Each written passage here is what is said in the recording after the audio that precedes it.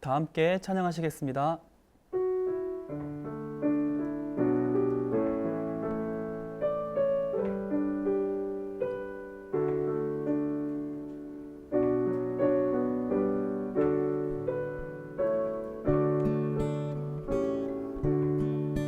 저 들밖에 한밤중에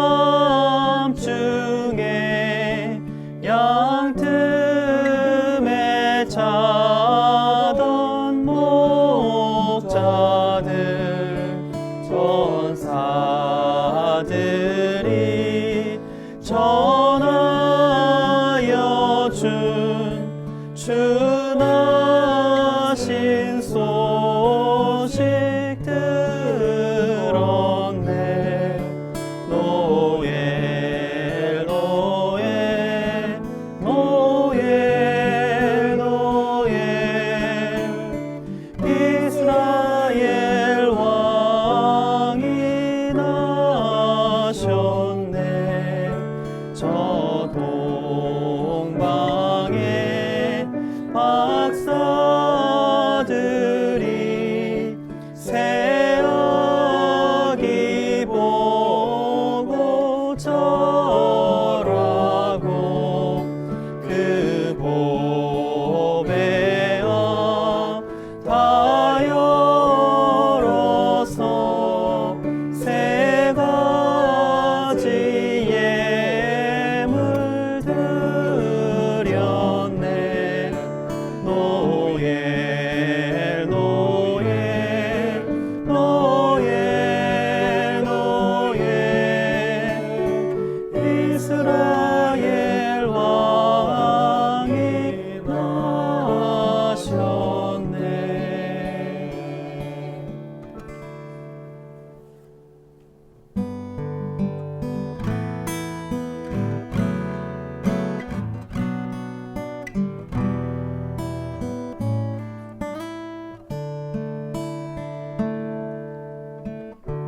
주의 임재 앞에 잠잠해. 주 여기 계시네. 와서 모두 굽혀 경배해. 신령과 진리로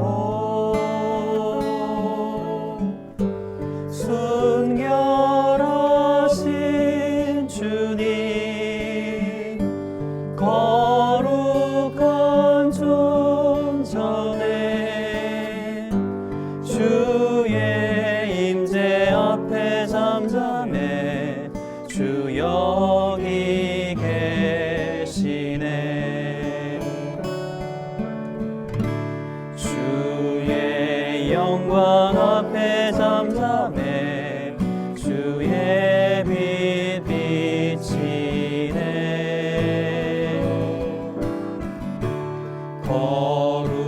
거룩한 불 태우시며 영광의 관 쓰네. 주 영광 찬란해. 빛 대신 우리와 주의 영광 앞에 잠잠해. 주의 빛 비치네. 주의 능력 앞에 잠잠해. 주 역사하시네.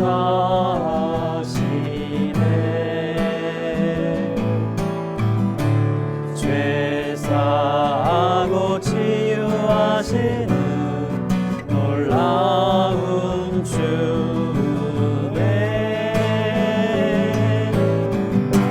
주 믿는 자에게 능치 못함 없네. 주의 능력 앞에 잠잠해. 주 역사하시네.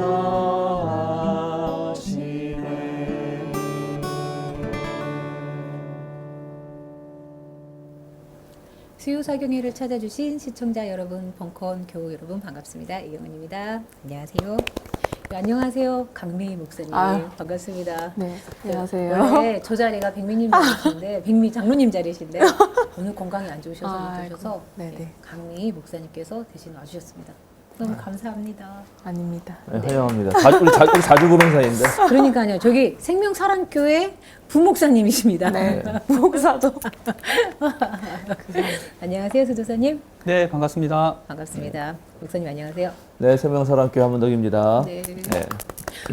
목사님, 강 목사님 이렇게 얘기해요. 강 목사님, 한 목사님, 강 목사님. 그렇죠. 그렇죠. 강한 목사. 강한. 그러네. 네. 생명사랑교회 강한 목사님이시네요. 네, 세명사랑교회는 세명사랑교회가 육성한 아, 육목사가 있고, 육성한. 이름이 육성한이야. 그러네요. 세명사랑교회가 육성한 목사와 강한 목사가 있지. 아, 너무 좋은데요. 네, 생명사랑교회 튼튼하겠는데요. 네. 목사님, 전도사님으로 계실 때와 네. 목사님으로 이렇게 되실 때 그 느낌은 어떻게 다르세요? 일단 아직 부담스러워요. 부담스러워요? 목사라는 이 네. 호칭이 아, 약간 왜냐면 전도사로 불렸던 기간이 네네. 더 길었기 때문에 네, 그리고 이제 뭔가 목사 되면은 네, 더 뭐라 그러죠? 네. 전혀 안 그러시는데 뭔가 더 잘해야 될 것 같고 그럴 것 같아요. 이렇게 더 틀리면 안 되고 막 이런 것들이 있어서 좀 부담스러운 날들을 보내고 있어요. 아, 그러세요? 저런 부담스러운 목사님 얼마나 갑니까? 글쎄 모르겠는데. 네. 어쨌든 우리 강 목사님 계실 때 네. 우리 어린이 교우들이 반대했어요. 왜요? 목사님 되면 어린이들도 부담스러운 거야. 아. 전사님은 되게 친하고 좋은데 네. 이미지가 맞아, 맞아. 네. 목사님 되면 왠지 더 이렇게 높여서 해야 될 것 같고 그래서 네. 어린이 교우들이 대거 반대했습니다. 네. 그럼 우리 교회 목사님 이제 전사님 없는 거예요? 막 애들이 그러면서 그래요. 목사가 네. 너무 많다고 목사가 너무 많다고. 어린이 시험 교우가 떨어지라고 저한테. 되게 성숙하네요. 보통 그 나이 때 되면은 목사님 됐든 전사님 됐든 똑같이 할 것 같은데, 그러니까. 네, 그 권위에 또 그 권위란 거를 애들이 인식하고 있다라는 거네요. 몰라요. 하여튼간 목사가 너무 많다고 왜 전사 없냐고 막 그랬어요. 아, 너무 재밌네요. 네. 네. 수조사님 잘 지내셨어요? 네, 덕분에 잘 지냈고요. 그래도 네. 백미님이 저희 뭐 수요사경의 단짝인데 그러게요. 예, 심심하실 것 또 같아요. 많이 아프지 않길 바라면서 네. 예, 또 강미 목사님과의 또 케미도 음. 보통 세 번째죠? 통틀어서 네, 거의 뭐, 세 번째 네, 같이 그러네요. 뵌 그 정도 것 되는 것 네네네. 같습니다. 아. 예, 저 백미님만큼 아주 편안합니다. 네. 예. 목사님, 이제 진행해 볼까요? 네, 네, 바로 네. 들어가실까요? 네. 지난주 저희 강의에 AS가 있었습니다. 네. HGJ님께서 이렇게 말씀하셨어요. 오늘도 재미있게 잘 시청하였습니다. 감사합니다. 그리고 성서를 읽다 보면 잘 나가다가 갑자기 뜬금없는 장면이 나오는 경우를 보게 됩니다. 예를 들어 출애굽기였던가요? 모세가 하나님의 명령대로 수행해 나갈 예정인데 갑자기 하나님이 모세를 죽이려고 하는 장면. 아들의 할례, 피난편 등 언급된 나오는 장면이 그런 것 같아요. 이번 강의 계시록 해설 중 이게 왜 내용이 뒤죽박죽인 건가에 대한 설명을 듣다 보니 구약 성서 내용도 같은 맥락으로 뒤죽박죽인 부분이 있겠구나라는 생각이 들어서요. 라고 말씀하셨어요. 네, 질문 저도 봤습니다. 네네네. 그러니까 이제 요한계시록뿐만 아니라 실제로 성경이 기록되고 또 전해지던 시절은 오늘날 같은 문자문화 시대는 아니다. 예, 그래서 구술문화 시대는 훨씬 다르다. 예, 월터 옹이라고 하는 분의 구술문화와 문자문화 제목이 그럴 거예요 아마. 그 책이 있어요. 제가 여기서도 소개했는데 정말 좋은 책이거든요. 한번 읽어보시고. 그래서 전체적으로 구술문화가 된 데는 기록으로 남아있는 책은 아주 적고 정말 희귀본 있는 거고, 예, 그런 걸 베껴 쓰고 또 베껴 쓴 거를 주로 읽어주고, 네네. 그래서 귀로 일반 대중들은 문명률이 높기 때문에 듣고 하고 하니까 그런 과정에서 생기는 이제 뜬금없는 예. 오늘날 문자문화 입장에서 볼 때는 이게 논리적으로 안 맞는데 갑자기 이 이야기가 여기 왜 들어가지? 하는 게 생길 수밖에 없는 게 있어요. 근데 이제 그래서 뭘 알아야 되냐면 예를 들어서 지금 이분이 예를 네. 드는 거 네네. 분명히 하나님이 모세 보고 출애굽 그 대역사를 이루라고 네. 보내놓고 다시 하나님이 음. 시켜가지고 죽이려고 그래요. 맞아요. 그러면 이거 왜 들어갔냐? 그거는 이제 성서의 형성 과정을 알아야 되거든요. 형서의 형성 과정을. 이거는 모세가 가서 출애굽한 건 사실이고 그걸 이제 기록한 어떤 또 문헌들이 있었겠죠. 그리고 그 이야기가 EBS 입으로 전해졌겠죠. 그리고 그게 최종적으로 기록되는 과정에서 이거를 또 보는 또 다른 사람이 그것을 기록하거나 전할 때 근데 야 모세가 우리를 다 애굽에서 끌어내려면 하나님의 선택받은 백성이어야 되는 거 아닌가? 그죠? 그렇죠. 그러면 할례를 받아야지. 어. 근데 얘는 어릴 때 이집트 왕국에서 컸으니까 할례 못 받았잖아. 네. 아. 그래서 이거 할례 받아야 되는데 해가지고 거기다 써요. 쓰거나 말을 띄워서 집어넣어줘. 예, 이제 그게 다 그런데 만약에 이게 말로 집어넣어주면 여러 이제 구전 버전들이 있겠죠. 네. 근데 기록할 때도 여기 만약에 이게 저도 노트 이렇게 노트가 있는데 노트에다가 이렇게 막 쓴단 말이에요. 이렇게 네네네. 이렇게 막 써. 이제 옛날에다 세로로 쓰기도 하고 뭐 이렇게 막 쓰는데 쓰다가 이 부분에 이게 빠졌네 하고 살짝 써놔. 네. 어떤 사람이. 그럼 그 다음에 이걸 베끼는 사람은 왜 이 사람은 여기다 썼지? 하고 다시 이걸 안으로 집어넣는 거예요. 그러면서 뜬금없는 얘기가 막 들어가기도 해요. 네. 그래서 생긴 일들일 거라고 아. 생각됩니다. 그래서 이제 이런 걸 알려면 본문 비평, 네네. 사본 비평 이런 분야의 공부를 해야 됩니다. 네. 예, 뭐 좋은 질문이어서 간단하게 네. 설명 네. 드리고요. 네. 예, 지난주 지금 우리 요한계시록 설명하면서 제가 그 뒷 배경을 얘기를 많이 해드렸더니 네네. 예, 어떤 분이 또 댓글로 자기는 40년 동안 신앙생활했고 맞아요. 성경을 10번 읽었는데 저도 봤습니다. 왜 저만 처음 듣는 느낌일까요? 저렇게 쓰셔서 제가 아니다. 예, 맞아요. 네, 선생님만 그러신 게 아닐 거다. 예. 아마 많은 분들이 그럴 거다라고 말씀드렸습니다. 그럼요. 예, 그럴 수 있어요. 그리고 실제로 우리 그리스도교 역사 2000년 동안 성경을 이렇게 읽는 읽고 해석하는 역사 속에서도 한 1800년은 네. 그냥 문자 그대로 거기에 네. 써 있는 대로 예를 들어서 이거는 아마 뭐 예를 들어서 마태복음서 마태가 쓰지 않았을까 예. 이렇게 생각을 하면 그냥 마태가 쓴 걸로 그렇죠. 네네 그런 식으로 그냥 이해해 왔으나 네. 지난 한 200년 동안 이 성서학계에서 벌어진 일들은 그런 1800년 동안 읽었던 것을 완전히 다르게 뒤집는 내용도 있고요. 예, 그리고 엄청난 변화를 겪습니다. 그래서 성서를 읽는 방식에 일대 전환기가 와요. 그래서 그 성서 비평학 역사를 한 번쯤은 공부할 필요가 있어요. 네. 생명사람께 유튜브 보면 네, 성서를 보는 눈이 있구나. 거기에 제가 다 웬만큼 설명해 놨어요. 예, 그러니까 네. 하여튼 그런 걸 하면 이제 이런 것도 이해가 쉽다. 그러니까요. 예, 말씀드리고요. 네. 원래 지난번 강의 때 제가 다 하려고 그랬는데 지난번에 요한계시록의 세계에 들어가려면 어떤 준비를 해야 되느냐 그거 하다가 끝나버려가지고 오늘은 일단 성서를 읽고 시작하겠습니다. 이게 요한계시록에 하도 이러다가 안 들어간다 이럴까봐 요한계시록 1장 1절부터 5절 앞부분 네. 5절 앞부분까지 읽어주세요. 이것은 예수 그리스도의 계시입니다. 이 계시는 곧 일어나야 할 일들을 그 종들에게 보이시려고 하나님께서 그리스도에게 주신 것입니다. 그런데 그리스도께서는 자기의 천사를 보내셔서 자기의 종 요한에게 이것을 알려주셨습니다. 요한은 하나님의 말씀과 예수 그리스도의 증언 곧 자기가 본 것을 다 증언하였습니다. 이 예언의 말씀을 읽는 사람과 듣는 사람들과 그 안에 기록되어 있는 것을 지키는 사람들은 복이 있습니다. 그때가 가까이 왔기 때문입니다.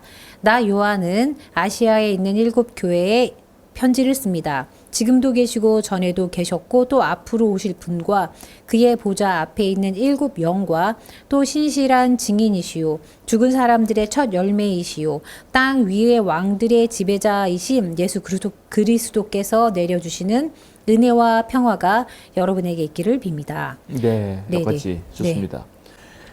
지금 요 1절부터 5절을 읽는 사이에서 요한계시록이 어떤 책인가를 보여주는 그런 대표적인 말들이 나온 게 있어요. 혹시 수도사님 발견하신 거 있어요? 1절부터 5절 중에 이 책의 성격을 알려주는 요한계시록이라고 하는 요 책의 문헌적 성격을 알려주는 이게 3가지를 알 수 있거든요. 그런가요? 네, 뭐가 있을까요? 정답을 맞춰야 되나요? 아유, 그냥 말해보세요. 생각대로 정답 없어요. 네. 네. 되게 쉬운 것도 있어요. 첫 번째 그냥 예수 그리스도의 계시입니다. 그렇죠.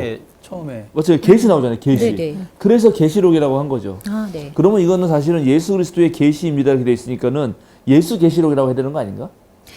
이제 요한이 써서 요한계시록 아니에요? 그러니까. 네. 그러니까 근데 요한 계시록 하면 네. 마치 계시의 주인공이 아하. 요한 같잖아. 네. 근데 계시의 주인공은 예수님이죠. 이게 그렇죠. 원어로 봐도 아포칼립스 예수 그리스도 이렇게 돼 있거든. 아, 네. 이게 뭐 여기 써 있는 대로 그대로. 네. 그러니까 예수 그리스도가 보여주신 것을 요한이 본 거지. 네, 그렇죠. 예, 그러니까 예수 그리스도의 계시를 요한이 전달한 거다. 그러니까 전달했죠. 요한 계시록은 요한에 의해서 전해진 예수 그리스도의 계시록 이렇게 돼야 정답이지. 그렇죠. 네. 네. 그렇죠. 또 발견해 보세요. 강 목사님도 발견하신 말씀해 주세요. 드디어 올 곳이 왔군요. 네? 올 것이 왔어요. 올 것이 왔어요. 뭐가 또 있나요? 여기 편하게 말씀하세요. 교우들이 다 보고 계십니다. 너무 좋아하지 마세요. 안내 죄송합니다. 편지? 그렇죠. 편지입니다. 편지. 네. 4절에 나 요한은 아시아에 있는 7교회에 이 편지를 씁니다. 네. 그리고 우리가 그동안 바울 서신할 때 엄청 봐왔던 그죠? 네. 여기에 예수 그리스도에 내려주시는 은혜와 평화가 그러니까요. 여러분에게 빕니다는 말이 바울 나와요. 사도의 말은 똑같이 나오잖아요. 예. 그러니까 이건 편지 글이기도 하죠. 네. 그죠? 이제 하나 더 해야 됩니다. 하나. 이걸 발견하셔야 되는데 뭐가 있을까요? 이건 이경원 전사님 하셔야겠네요. 그러면? 하하. 나 예. 네, 저요. 못 네. 맞추기만 해봐요. 저는요. 네. 2절이요? 2절에 뭐 뭐 그냥 2절 자체가 요한은 말씀과 예수의 증언고 자기가 본 것을 다 증언하였습니다. 그래 그걸 뭐라고 불러요? 3절에. 이 예언의 말씀을 자, 이 예언의 말씀이라고 하잖아요. 네. 그거는 이 요한계시록의 네. 문헌적 특성은 예언이라는 거예요. 아, 네. 그러니까 세 가지가 다 있는 거죠. 네. 그래서 요한계시록을 뭐라고 해야 되냐면 그죠? 계시와 예언을 담은 편지라고 하면 되겠죠. 그러네요. 네. 그렇죠. 근데 계시랑 예언이랑 비슷한 거 아니에요? 아, 비슷하다, 안 비슷하다. 이거 네. 제가 첫 시간 수업 다시 들어야 되는데. 아, 네, 죄송합니다. 그때 묵시문학. 네. 그러니까 묵시문학이라고 하는 문학 양식으로 쓰였다 그랬잖아요. 네. 근데 그 묵시문학이 지혜문학과 어떻게 다른지, 아, 네. 예언문학과 어떻게 다른지 좀 얘기했어요. 네, 네. 그러나 옛날에는 그거를 완전히 분리해서 예언 따로 묵시 따로라고 생각했는데 요즘 학자들은 사실은 묵시문학도 예언문학의 연장선상에서 볼 수 있다. 네. 그래서 비슷한 거 아니에요라고 네. 하는 말이 틀리지 않은 말일 수도 있어요, 사실은. 아, 네. 예. 그러나 약간 다른 거는 이제 벌써 예언서만 해도 네, 네. 예언자가 예언의 말씀을 전할 때는 이 세상을 다스리는 분은 여전히 하나님이죠. 네. 하나님이신데 너희가 하나님 말을 안 들었으면 이렇게 된 거다라고 심판을 하거나 또는 이제 오래도록 벌받았으니 괜찮아질 거다고 위로를 하는데 묵시문학은 이 세상을 현재 다스리고 있는 지배자가 누구라고? 사탄이라고. 네. 그러니까 그게 엄청 차이가 나는 거죠. 네. 예, 그럼에도 불구하고 하나님의 말씀을 맡아서 내가 얘기하고 있다는 지점에서는 예언적 성격이 있는 거죠. 네. 그러니까 이 사람도 지금 자기를 일종의 예언의 말씀을 전하는 사람이라고 하면 뭐라고? 하나님 말씀을 맡은 예언자로 보고 있어요. 네. 그죠? 네, 네. 그러면 이 사람이 사도 요한이겠어요? 아니겠어요? 아니겠네요. 아니지. 사도 요한, 사실 요한복음서 저자도 누군지 모르거든요. 네. 사실은 몰라요. 그런데 기독교 전통에서 요한복음 저자를 그냥 사도 요한이라고 많이 생각해 왔어요. 네. 근데 요한복음서에 단 한 번도 요한이 자기를 예언자라고 말한 적 없습니다.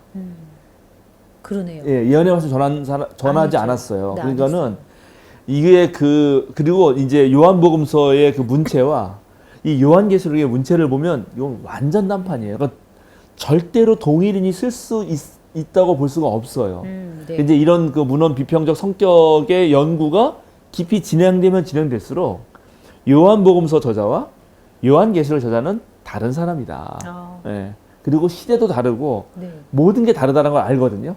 그런데 이제 초기에 이 요한복음서 저자가 아마 같은 저자일 거다. 요한이 그 요한복음서에 보면 예수님의 어머니를 담당하게 돼서 그걸 또 문자 그대로 읽고 원래 그게 그런 뜻도 아닌데 원래는 전혀 그런 뜻이 아니에요. 그거는 야. 어머니를 담당한다는 거는 어머니는 유대교 전통을 상징하는 거고 요한은 예수의 제자로서 예수의 제자를 이어가는 다음 세대를 상징하는 건데 네. 전통과 새 시대를 연결해주는 예, 그런 의미에서 예수님이 말씀하신 거거든요. 근데 그걸 문자 그대로 읽고 요한은 예수님 엄마를 모셔야 됐기 때문에 피신을 가서 네, 맞아요. 예, 아주 오래도록 맞아요. 살 수 있었고 네. 그러다가 반모섬에서 이걸 썼다라고 네. 가르쳐 온 게 1800년 동안. 그렇게 배워왔어요. 네, 그리고 한국 교인들은 예, 그렇게 알고 지금으로부터 있죠. 200년 전 그럼요. 이야기 네. 그렇죠. 에서 멈춰 있는 거죠. 그렇죠. 예. 그래서 이제 많은 공부를 하는 그리스도인과 공부를 하는 비그리스도인이 성경을 공부하고 나서 교인들이 왜 이렇게 공부를 안 하냐. 네, 어제 제가 지난 네. 주일날 네. 성수대로 나갔는데 네. 성수대 대표가 그러더라고. 제발 목사를 공부 좀 하라고.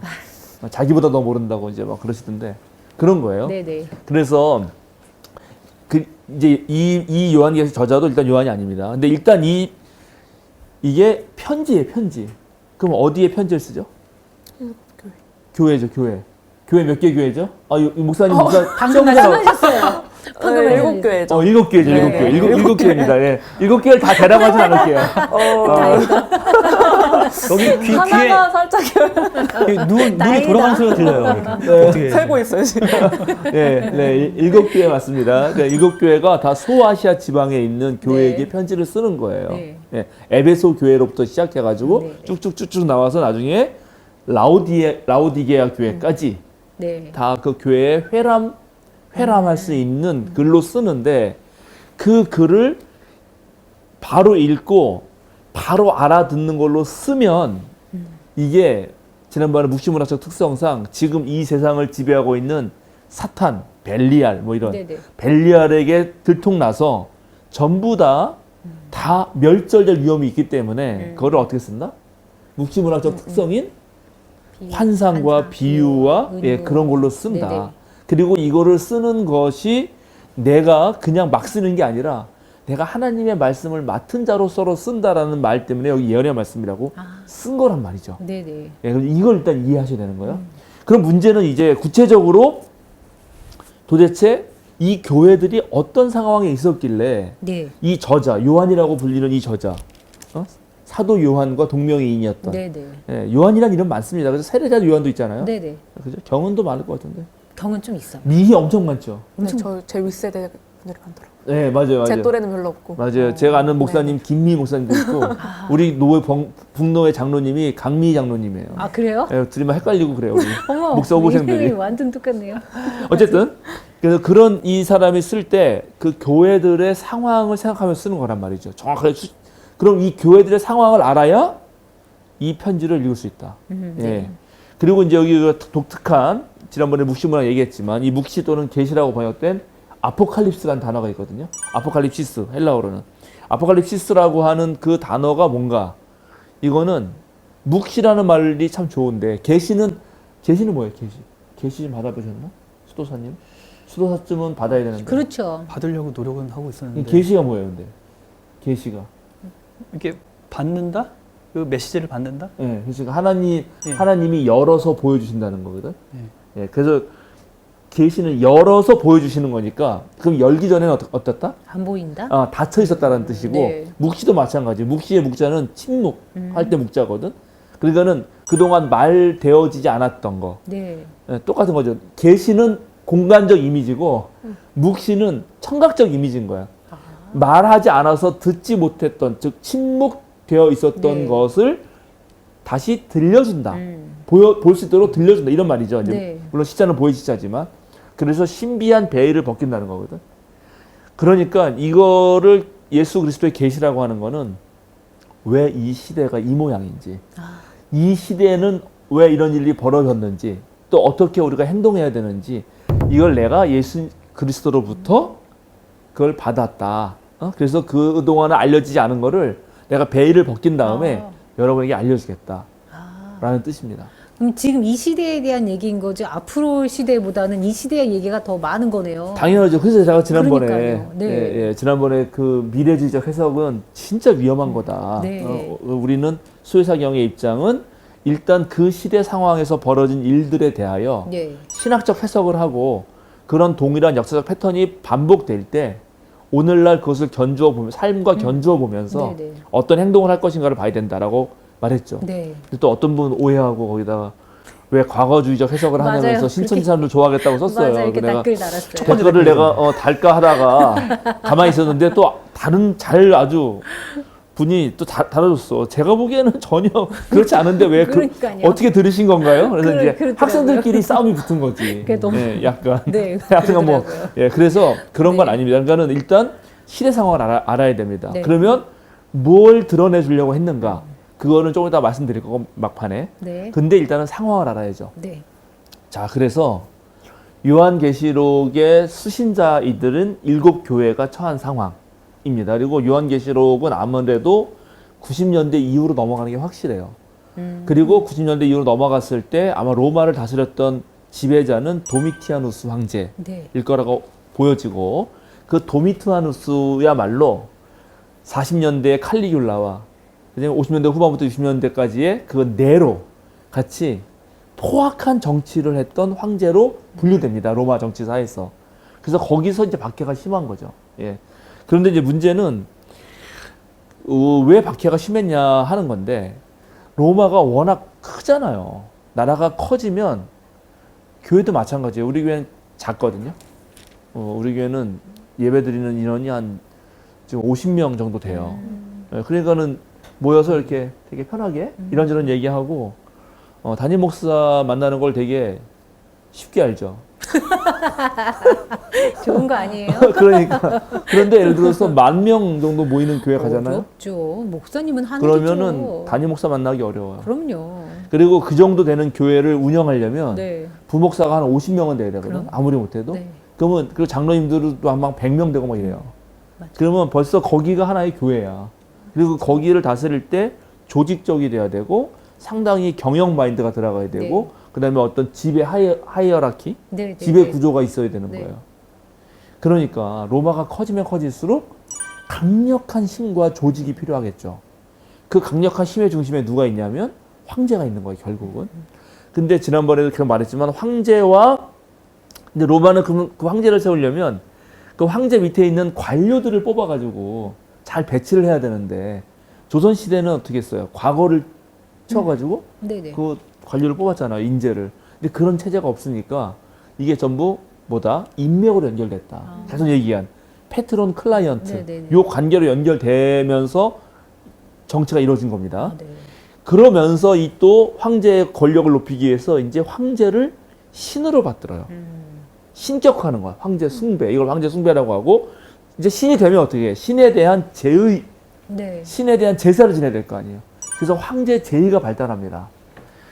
가면 갈수록 이렇게 발달하는데, 대체로 로마 황제들은 자기가 신이 아니란 걸 다 알아요. 그렇죠? 그렇겠죠. 예. 그런데 자기가 신이 아니라는 걸 아는 사람만 있는 게 아니고, 자기가 진짜 신이라고 착각하는 인간들이 있어.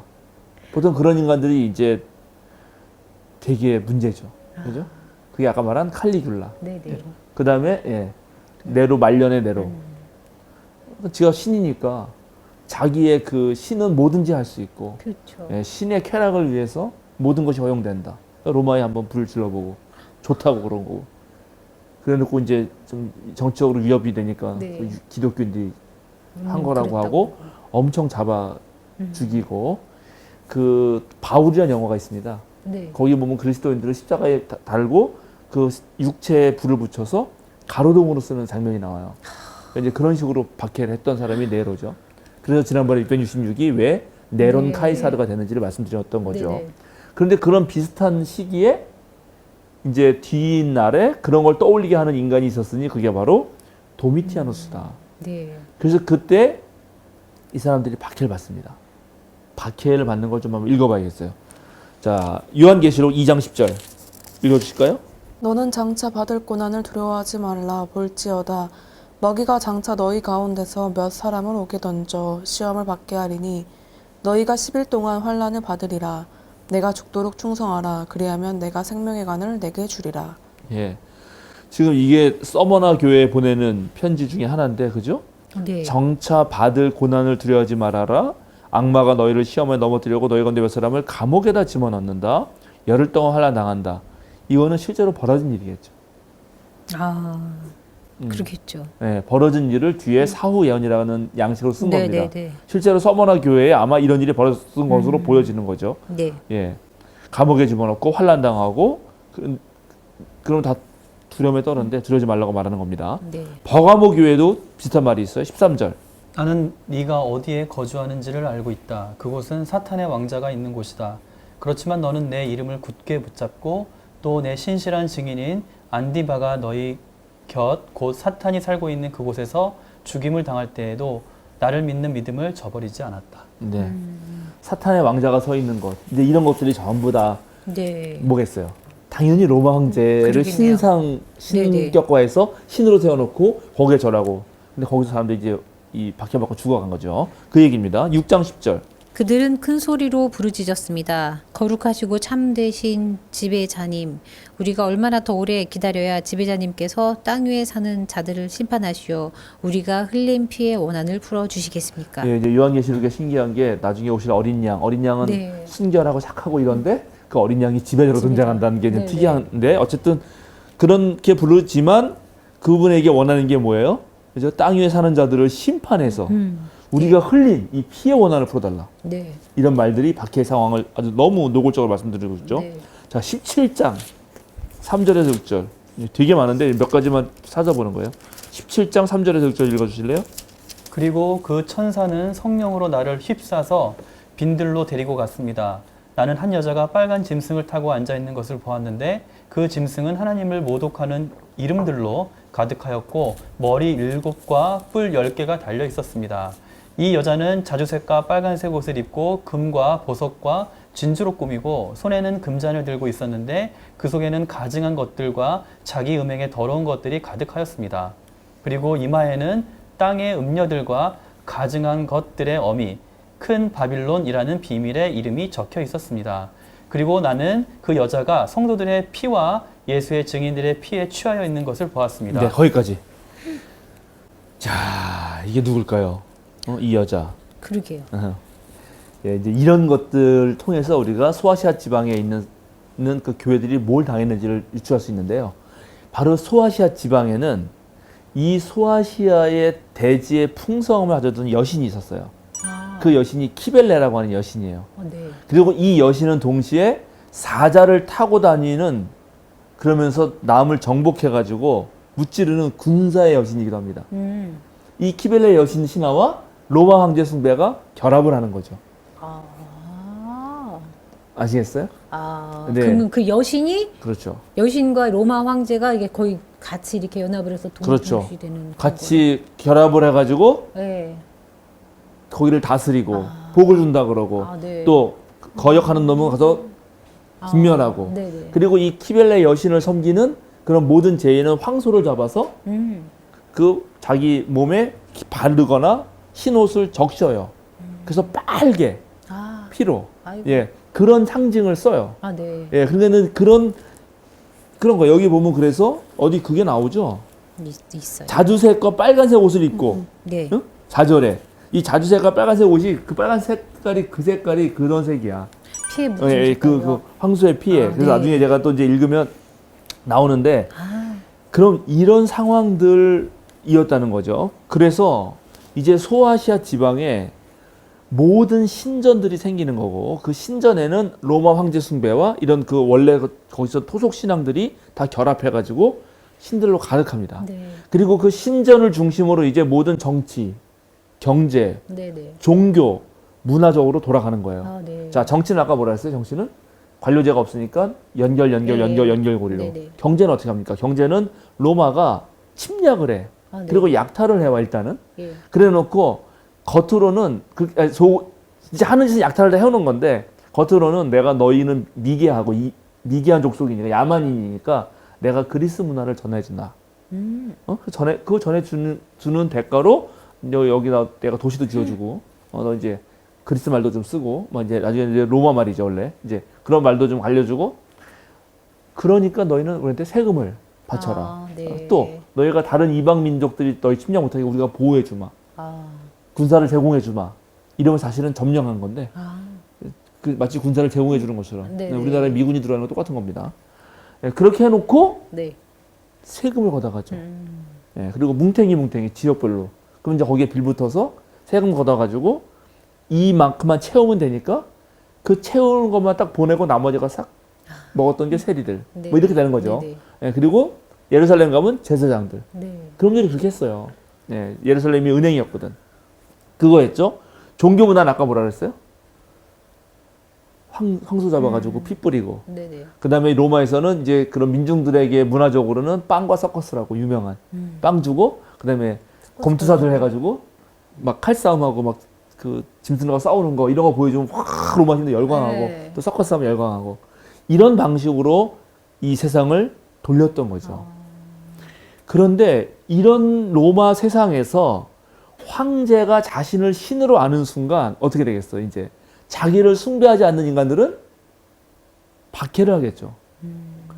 그런데 그 박해 대상 중에서 유대교는 들어갈 거야, 안 들어갈 거야? 들어갈 것 같아요. 안 들어갑니다. 안 들어가요? 제가 예전에 얘기했는데 이 바울 다 할 때, 까먹었나? 네, 다 잊어버렸구나. 아, 유대교는 오래된 종교라 그래서 네. 관용을 베풀었단 말이에요. 존중을 했어요. 네. 그래서 너희들은 너희들 유일신 섬기는 거 인정해 주겠다. 네. 그것뿐만 아니에요. 심지어 유대교 콜레기아 같은 데는 세금도 면제해 줬어요. 아, 네. 좀 말씀하셨어요. 얘기했어요. 네, 기억나죠? 말씀해 주셨어요. 네, 기억났어요. 유대교는 그렇게 했단 말이죠. 그런데 그러면 초기 유대교 그늘 아래 그리스도교가 있었을 때는 괜찮았겠죠. 아, 그런데 이 요한계시록 편지가 언제 쓰인다고? 90년 90년 이후란 말이죠. 네. 그래서 자 우리 요한복음 9장 22절 이게 무척 중요한 구절인데 제가 몇 번 읽었어요. 또 한 번 합시다. 처음 보는 분들 계시니까 요한복음 9장 22절. 그 부모는 유대 사람들이 무서워서 이렇게 말하는 것이다. 예수를 그리스도라고 고백하는 사람은 누구든지 회당에서 내쫓기로 유대 사람들이 이미 결의해 놓았기 때문이다. 자, 요게 바로 AD 90년에 얌니아라는 곳에서 또는 야브네라고 불리기도 하는데 그곳에서 했던 이 회의. 유대교가 이제 로마 유대 전쟁을 통해서 폭삭 망하잖아요. 예. 그리고 바리새파를 중심으로 다시 유대교 재건 운동을 합니다. 네. 재건 운동의 결실로 얌니아 회의라는 걸 열어요. 네. 그래서 유대교의 범위를 어떻게 정할까를 결정하고 그리고 거기에 18조 기도문을 들으면서 18조 기도문 중에 12조인가? 제가 좀 갑자기 가물가물한데 그 12조 기도문인가가 이방 그 하나님을 믿지 않는 이방에 대한 저주 기도문이거든. 네. 거기 이방에 대해서 나사렛 예수를 따르는 무리를 포함시킵니다. 그러면서 이제 유대교 회당 안에서 그리스도인들을 축출해요. 아, 네. 쫓아내기로 결정을 하는 문서를 내리고 그것을 전 세계 회당에 뿌려. 네, 네. 그러니까 이제 그리스도교가 유대교 보호 아래 있을 수 있어요, 없어요? 없어요. 이제 90년 있을 수 없습니다. 그러면 이 그리스도교는 이제 로마 제국 눈에서도 신생 종교예요. 아, 네. 자, 이제 이해가 되는 거지. 이제 막 네. 생긴 신생 종교는 어떻게? 연결 도리를 해가지고 내가 저 윗분만 날리면은 뇌물 받치면서 탁탁 타고 올라가야 되는데 네. 얘네들은 그거 안 하지. 안 하죠. 얘네 하는 대표적인 예식이 뭐예요? 그런 거 다 고리 깨부시고 삥 둘러앉아서 밥 네. 먹어. 여긴 종도 자유인도 없어. 예. 평등을 추구해 이것들이. 아, 그러니까 이 사회를 혼란시키는 놈들이에요. 첫 번째. 아, 네. 그러니까는 로마 사회의 정치적 근간을 흔들어. 그죠? 네. 그다음에 세금 내 안 내. 안 내겠죠. 세금 안 낸다고 거부한단 말이에요. 왜 거기에 로마 황제 얼굴이 그래 있거든. 그래서 예수님한테도 그거 걸려 넘어뜨게 하려고 이거 세금 내야 되니까 말아야 됩니까? 그 논의가 계속 있었던 거고 네. 그 지난번에 말했던 로마서 13장 그 황제 시절에는 상황이 좀 괜찮으니까 충성하고 세금 내라고 바울이 말하지만 네, 이런 상황에서 세금 낼 수 있어요? 없겠죠. 저항하는 거죠. 네. 종교 문화는 더 심하지. 그 황소 섬기고 그 피 하는 데 가서 그리스도인이 그거 먹을 수 있겠어? 안 먹죠. 그런데 놀랍게 그렇게 하는 것을 중심으로 지금 모든 세계가 돌아가잖아요. 그렇죠. 이 세계는 네. 이게 축제 같은 거 해야지. 황소 잡아야 다 같이 먹는 거예요. 동네 굿 해야지. 우리 그러니까 동네 굿이라는 게 꼭 그 무당 불러가지고 하는 그 개인 굿 말고 굿이라는 거는 큰 모임이라는 뜻이 있어요. 네. 일종의 축제라는 뜻이 있거든. 예, 예. 예, 제가 어제가도 설명했는데 고종 황제 시대 때 스케이트 대회가 열렸는데 그거를 신문이 보도하는데 얼음 날굿 대회라고 쓰거든. 전국 얼음 날굿 대회. 예, 얼음 날굿이야. 얼음 날로 된 굿. 다 모여서 한다 할 때 그런 의미가 있거든. 예. 동네 잔치 할 때는 네네. 그럴 때는 소를 잡는 거지. 돼지 잡고. 네, 그러면 그게 서로 다 나눠 먹고. 잔치니까. 네. 그게 사회를 되게 융합하게 하는 축제 문화잖아요. 그런데 그리스도인들은 이게 너무 이방제이고 로마의 정치, 경제, 문화를 다 긴밀하게 연결시키는 네. 거기 때문에 여기에 저항하는 사람들이란 말이죠. 네네. 그 사람들이 시장에서 이제 못 사 먹지? 그렇죠. 정치에도 끼지 못하지? 네. 세금은 뜯기지? 안 낸다 네. 그래도? 그럼 어떻게 되겠어요? 가난해지는 거야. 네. 힘들게. 가난해지고 걸리면 죽고 그렇게 십자가에 처형당하고 이제 그런 상황이 펼쳐졌던 것입니다. 그럼 목사님, 그 네. 유대인들은 음, 그 굿대에도 그 굿하는 데도 참석을 하고 음, 그 로마의 그런 문화에 음. 동조를 했단 얘기인가요? 아니요, 안 가도 되는 거예요. 아, 안 가도 면제부. 거역하는 인간들로 앉혀주는 거야. 아. 너희는 유일신 섬기고 되게 오래된 종교니까 우리 아쉽게? 로마가 그리스 문화를 존경하듯이 네. 너희도 존경해 주마라고 아. 면제부를 받은 거예요. 그런 거예요. 예, 그리고 다른 놈들은 해야 되는데 네. 이제 그리스도인이 안 하는 거지. 아. 그래서 바로 그게 소아시아 지방에 있던 사람들이 그런 상황에 처하게 된 것입니다. 네. 자, 그래서 그걸 좀 보여줄까요? 7장 아까 읽었던 아까 아니구나. 7장 14절 읽어보세요. 7장 14절. 내가 장로님께서 잘 알고 계십니다. 하고 대답하였더니 그는 나에게 이렇게 말하였습니다. 이 사람들은 큰 환난을 겪어낸 사람들입니다. 그들은 어린 양이 흘리신 피에 자기들의 두루마기를 빨아서 희게 하였습니다. 네, 여기 되게 재밌죠. 오, 어? 자기들의 두루마기를 빨아요. 그것도 근데 빨았는데 희게 됐다는 거야. 네. 근데 어디에 빨았는데 희게 돼? 흘리신 피. 어린 양이 흘리신 흘리신 피에 피. 빨았는데 희게 돼. 이상하죠. 네, 네. 그럼 원래는 누구 피가 묻어서 빨겠을까? 소의 피. 그렇죠. 아까 키벨레 여신에게 했던 그 네. 소의 피에 됐던 그 빨간색 옷이 거기에 물들었고 네. 그렇게 살 수밖에 없었던 옷이 어린 양의 피에 빨았더니 희게 됐다. 오. 이런 메타포가 다 그런 상황이었다는 거죠. 네. 3장 4절로 갑시다. 요한계시록 3장 4절. 그러나 사대에는 자기 옷을 더럽히지 않은 사람 몇이 있다.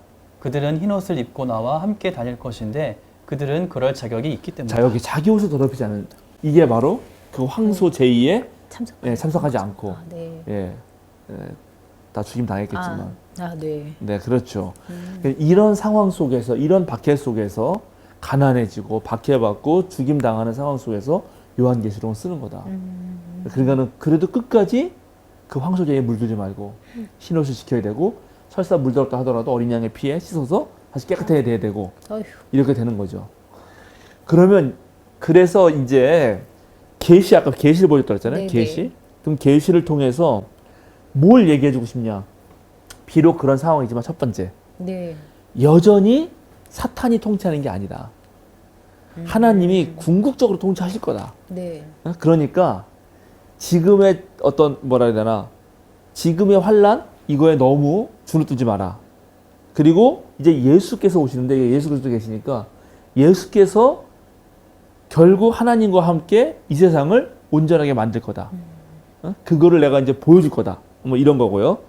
그리고 겉으로 지금 현 상황은 그렇지만 사실은 이미 용과 사탄과 짐승은 패배했다 이미. 저 하늘의 전쟁에서는 패배했는데 저것이 마지막 발악을 하고 있는 거다. 이런 얘기를 하고 싶은 거고요.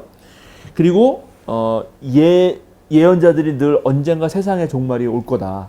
그리고 그때는 하나님이 나쁜 놈들은 멸망하고 특히 네. 우리 세례 요한 같은 데 특히 그랬죠. 그리고 하나님 나라가 다시 와서 모든 걸 정리할 텐데 이미 그 심판이 시작됐다. 하나님이 그걸 하시는 거다. 이렇게 하고 그 다음에 이제 심판이 끝나고 나면 새로운 예루살렘이 저 하늘로부터 어디로? 이 땅으로 내려와서 네. 여기에서 하나님 나라가 펼쳐질 거다. 라고 얘기를 하고 싶었던 것입니다. 네네. 그게 요한계시록을 묵시문학적 양식으로 네. 쓰고 싶었던 거고 이 사람들이 처했던 상황은 이런 상황이었다는 거예요. 네. 네. 근데 그 당시에 음, 이렇게 정리가 되긴 하는데 그걸 겪는 그 민족들은 하루하루가 살기가 쉽지 않았을 것 같다라는 생각이 좀 들어요. 맞아요. 그래서 저도 제가 제일 잘 이해가 안 됐던 말이 옛날에 문익환 목사님이 우리 또 벙커교회 김용민 목사님은 문익환 목사님은 엄청 좋아하죠? 그죠? 네. 좋아하시죠? 문익환 목사님께서 통일은 이미 됐어 막 이래. 네. 되긴 뭐가 돼요. 그렇게 말씀하시는 분들 계시죠. 뭔가 되지 않았음에도 불구하고 될 거라고 선포하시는 분들. 문익환 목사님 머릿속에서만 된 거야 내가 보기에. 그렇죠. 맞아요. 갈 길이 뭔데. 그러나 그 말이 네. 실제로 통일 운동을 하는 사람들에게 힘이 되죠. 그렇죠. 예, 지금 안 되는 그런 현실을 보고 하는 게 아니라 네. 결국 될 거고 되고야 말 거고 네. 된 거라고 믿고 지금 네. 그걸 위해서 우리는 싸운다라고 할 때 맞아요. 힘이 생겨요. 그러니까 7, 80년대 진짜 이 땅의 민주화를 위해서 싸웠던 많은 분들이 네네. 영원히 민주화가 안 된다. 이렇게 하면 어떻게 싸우겠어요? 그렇죠. 예, 실제로 일제시대 때도 변절했던 많은 사람들은 일제가 영원히 갈 거라고 생각했기 때문에 변절하거든. 그러나 해방은 이루어질 거야. 저 일본 놈을 우리가 패망시킬 수 있고 분명히 이길 수 있고 결국 그 싸움이 우리가 시작하는 순간 이미 이루어진다고 생각한 사람들이 끝까지 독립군으로 남아요. 네. 이러니까 요한계시록이 잘 이해가 되지. 그래서 사실은 요한계시록이 일제시대 때 엄청 많이 읽혀요. 실제로요? 네. 실제로. 일제시대 때요? 실제로. 예, 왜냐하면 그게 힘이 되니까 상황이 비교했구나. 너무 유사하거든. 그러네요. 일제가 그런 네. 압력하고 네네. 기독교 같은 경우도 일본 그리스도 교단 쪽으로 다 해서 하려고 네. 하고 뭐 그런 식이 되니까 이게 다 이해가 되는 거죠. 네. 그래서 그런 얘기를 요한계시록은 결국 하고 싶었던 것이다.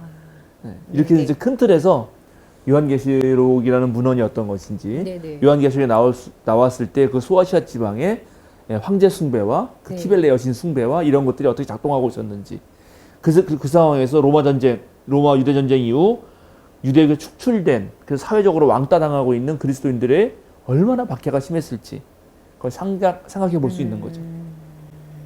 그랬군요. 네. 그런 뜻이 있는데 그럼에도 불구하고 지금 현실 세계에서 교회들은 사이비들이 많이 적용을 하잖아요. 성경 공부한다고. 저도 어제가 엊그저께도 오면서 보니까 지하철역 앞에 이게 성경 공부합니다. 그렇게 2분씩 나와가지고 하더라고요. 근데 저 사람들한테 갈까 싶은데 가는 사람이 있으니까 계속 모집을 하겠죠. 안타까웠습니다. 그러니까 이제 실제로 그런 박해와 억압과 그 다음에 모든 종교 이런 그 사회적 분화와 분위기가 전혀 기독교적이지 않을 때 만약에 그런 네. 일이 만약에 우리나라에서 벌어진다. 뭐 예를 들어서 그럼 그럴 때 우리는 어떻게 이것에 맞서 싸워야 되고 어떤 희망을 품어야 되나라고 볼 때 요한계시록이 도움이 되는 거죠. 실제로 요한계시록이 미래에 뭐 적그리스도는 누구다 네, 이렇게 네, 딱 네. 정해서 쓴 책은 아니라 하더라도 네. 이걸 차분히 읽어보면 오늘 저런 독재자는 거의 마치 그런 역할을 하고 있네. 네. 이렇게 어떤 역사적 패턴, 네. 반복되는 패턴을 보고 우리가 이해를 하는 거지. 이걸 신학적 해석이라고 하는 거예요. 그거를 알레고리적으로 이제 2080년이 되면 이제 세계 정부가 생기고 거기에 붉은 용이 나타나는데 그건 아마 푸틴의 3세 후손 정도 될 거고 옛날에 푸틴이 그 우크라이나 전쟁 일으키지 않았냐 이러면서 그런 식으로 헛소리하는 게 진짜 많아요. 내가 그 동영상 봤거든 몇 개. 그러니까 그런 건 아니야 이거죠. 네네. 예. 그러면 오늘날 우리가 이런 박해 속에서는 어떻게 살아야 되는가, 어떻게 그리스도교 신앙을 유지해야 되는가. 실제로 우리나라의 정치 경제 시스템, 우리의 이 자본주의의 종교 문화 시스템이 정말 그리스도인으로 그리스도인답게 살게 하는 건지, 응? 아니면 상업주의에 물들어서 네네. 제가 옛날에 아주 순수하던 시절, 중학교 2, 3학년 시절에 크리스마스가 되면 열심히 크리스마스 카드를 만들던 시절. 네. 예. 새벽송을 돌던 시절. 그리고 대학생이 돼서 알바해가지고 네. 돈을 벌면 그걸로 크리스마스 카드를 사서 모든 교인에게 써서 돌리던 시절이 있었거든. 그래서 이제 한번 사러 갔는데 없었어요? 그때는 나 목사도 아니어서 청년인데 근데 사러 가니까 예수님은 없고 전부 다 산타클로스만 있는 거야. 성탄 트리만 있고. 그렇죠. 야, 이건 너무 자본주의식이다. 그런 생각을 하셨어요? 근데 그거 했지. 어떻게 진짜요? 예수님 성경 구절 한 구절은 없는가? 산타클로스가 주인공이구만. 그렇죠. 이런 맞아요. 그런 생각이 들었을 네네. 때가 있었죠. 그러니까 그런 식으로 기독교 문화조차도 이 자본주의에 흡수되는 거죠. 그러니까 예를 들어서 미국 같은 경우도 제일 네. 돈 많이 팔리고 장사 잘 될 때가 추수감사절부터 크리스마스 시즌까지. 예, 그 유명한 그죠? 그 한 달. 블랙 프라이데이도 그때 생기는 거 아닙니까? 네네. 예, 그러니까는 이런 것도 생각해 보면서 요한계시록을 읽어줘야 된다. 야, 그렇게까지 생각하면서 읽을 생각을 한 번도 해본 적이 없었던 것 같은데요. 같은 추억을 공유를 하는 세 사람과 전혀 공유를 할 수 없는. 그게 뭐지? 저희는 저 어렸을 때는 네. 그 결핵협회에서 나왔던 크리스마스 실을 그치, 그치. 맞아. CM 크리스마스 오랜만에 들어본다. 카드에다가 알아요. 붙이고 그거 알아요? 그 붙이고 해서 어, 그 맞아. 가족 지인들 뭐 선생님들 뭐 교회 맞아. 네, 선생님들 막 이렇게 다 보내는 게 사실 그게 하나의 맞아. 이슈였거든요. 이벤트였고 결핵 결핵 환자를 예, 도와주는 그 환우도 도와야 저희는 되니까 수집. 수집? 네. 어. 그 실이 우표 수집하듯이 네 그런 수집이 유행이었어요. 그래서 그래요? 그런 부분들이 야, 예, 산타는 뭐 저쪽 멀리 가고 그런 어떤 사람들과 돕는 어떤 따뜻한 어떤 그런 문화였던 걸로 기억을 하는데 이제 그런 게 어느 정도 이제는 사라진 것 같은 느낌이 좀 들어서 아직도 카드 같은 거는 보내겠죠? 카드는 안 쓴 지 좀 된 것 같아요. 저는. 보통 이제 뭐 카카오나 그런 데서 그냥 온라인상으로 이제 카드 보내거나 그럴 수밖에 그렇죠. 없겠죠. 네. 아쉽습니다. 자, 좋습니다. 오늘 이 정도로 마치면 아우, 우리 요한계시록 들어가기 전에 이제 3주에 걸쳐서 준비, 그랬죠. 몸풀기도 한 것 같아요. 다음 주부터 이제 요한계시록 들어가서 들어가는 거예요. 바로 이제 오늘 1장 조금 읽었으니까 이제 네네. 2장 3장은 그 7교회 이야기거든. 네네. 그 7교회 상황들을 더 살펴보면서 네네. 얘기를 나누도록 하겠습니다. 우리 한 마디씩만 더 하시고 마칠까요? 네. 저부터인가요? 아, 원래 그쪽에서 시작을 해요. 그 자리가 시작하는 자리예요. 저도 요한계시록은 정말 네. 많이 안 읽고 이렇게 항상 이제 찾아볼 게 너무 많으니까 이랬던 건데 근데 이걸 보면서 어떤 생각이 들었냐면 뭔가 이런 공동체들, 선을 향하는 공동체들은 뭔가 되게 시야가 좁지 않다. 내가 이 시대에 끝나지 않더라도 뭐 독립운동가들도 그랬고 그런 시야가 좁지 않고 후대를 생각하는 더 마음이 컸던 것 같아요. 이때 되지 않더라도 이렇게 해라 이렇게 운동할 수 있는 것들이 이 문화를 이어가는 자들은 이렇게 그런 하나님의 나라가 올 것이고 이런 거에 대한 희망을 그래서 품을 수 있지 않았나라는 생각이 좀 들었어요. 넓은 시야가 있다. 네. 역시 좋습니다. 목사님들은 다른 그러니까 역시 목사님이십니다. 네. 목사님. 수도사님?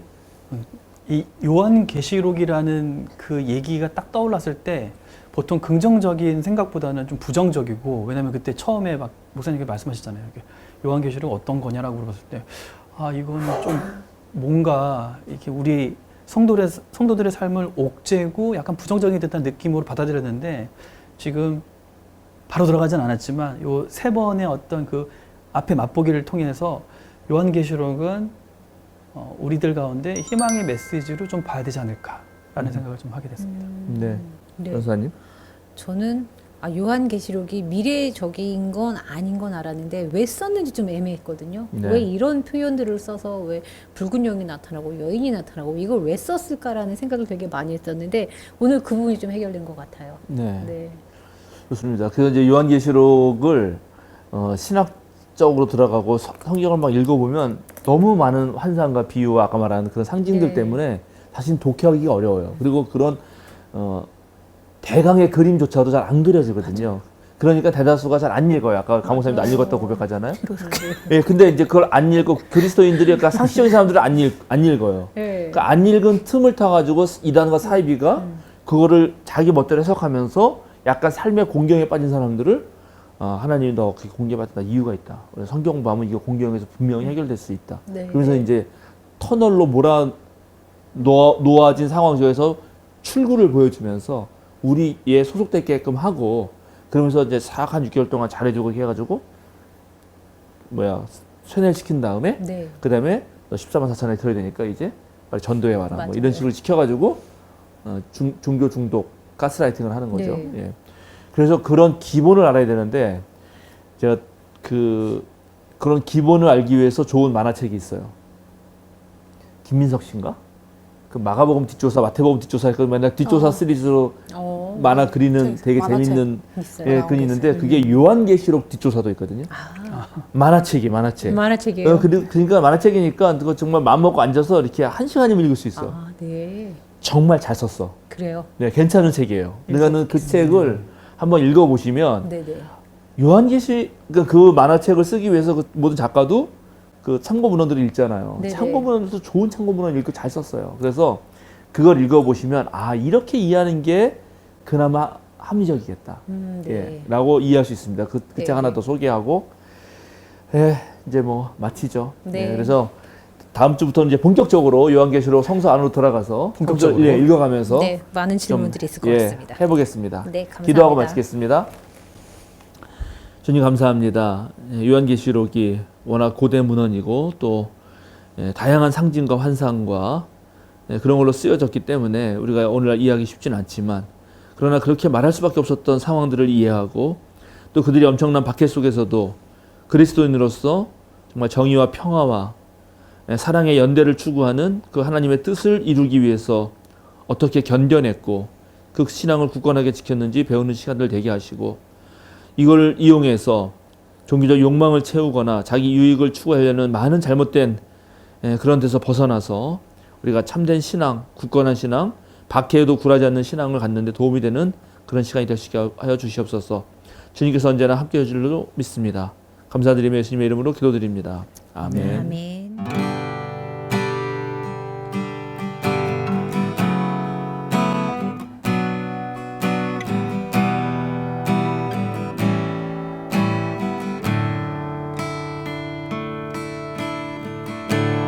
주의 임재 앞에 잠잠해 주 여기 계시네.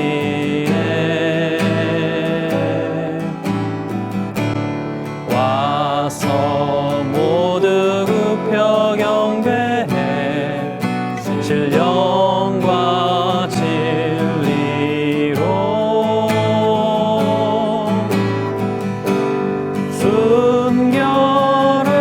순결하신 주님, 거룩한 존전에 주의 임재 앞에 잠잠해 주 여기 계시네. 주의 영광 앞에 잠잠해 주의 빛 비치네.